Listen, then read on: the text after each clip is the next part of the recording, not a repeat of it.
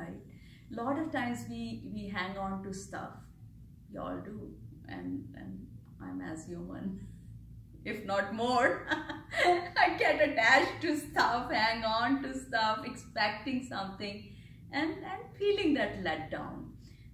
How do you let that go? So this one is the power of reset. And Charmin, you like this one. Every once in a while, the computer gets stuck, just freezes. For many reasons, out of memory or meets a conflict. You work with computers sometimes, work with computers. And you know that what happens, right? Everything freezes, nothing's moving. It's perhaps overloaded with scrambled data. All resources are maximized, way over the limit. And then there is a power of reset. A fresh start, which clears all memories. All devices get initialized again, and it's a new beginning. Every once in a while, our lives will seem that way, overwhelmed and crazy, running in many directions, mind and body exhausted and maximized. Remember the reset, a fresh start, to release the past and wake up with a new smile.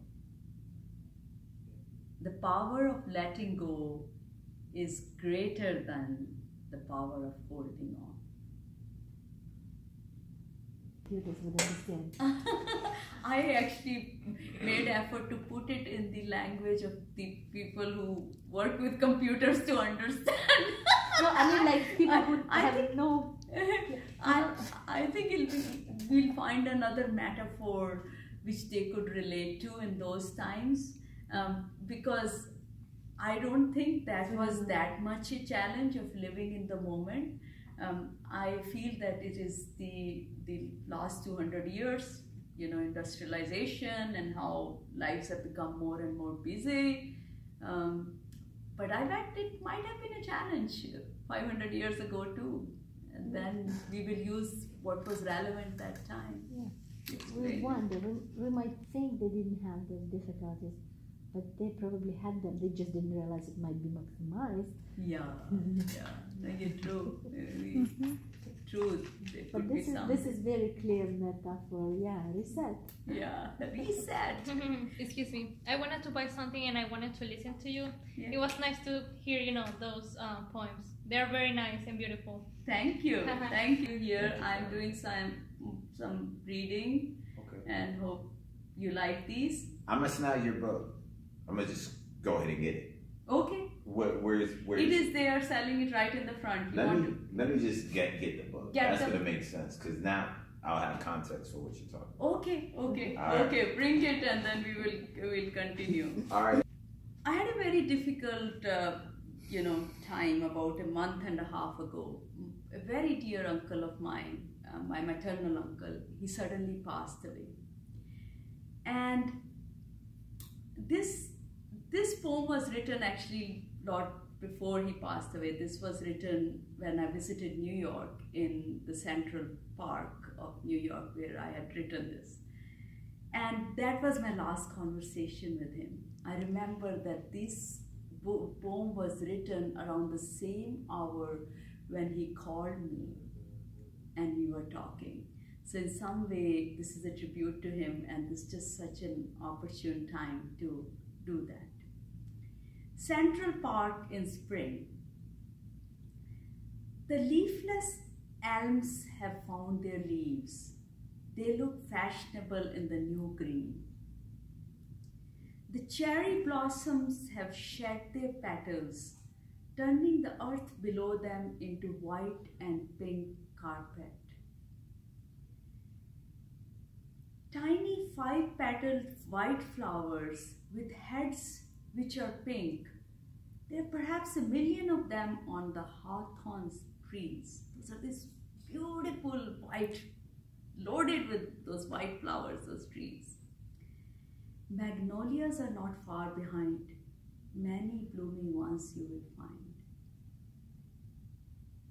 Wind Winds are inspired by the Museum of Art nearby, playing like an artist of modern times, blows hard and soft to bring burst of color to the ground.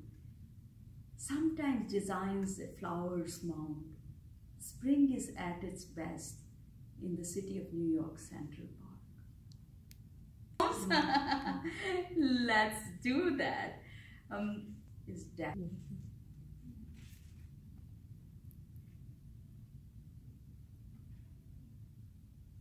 more? Okay, let's do some more. What do we do? I love this one. In the woods, playing. That's how I remember my childhood. And to go back into the woods playing again was almost as if I was learning to walk again. And that's where this poem came from. The luxury of time. Stunning in bright yellow jacket that it hurts the eye. Gregarious and brave, I'm mesmerized. The goldfinch in my bird feeder patiently takes out one seed at a time. Sitting there taking one at a time, removing and discarding the skin, devouring and relishing every single bite. Never taken those moments to relish every single bite. I was always eating in a hurry, done. Sometimes driving the car, the banana, I didn't even know when I took the skin off. And so here the bird was taking one seed and then take the skin off, then eat and discard the skin.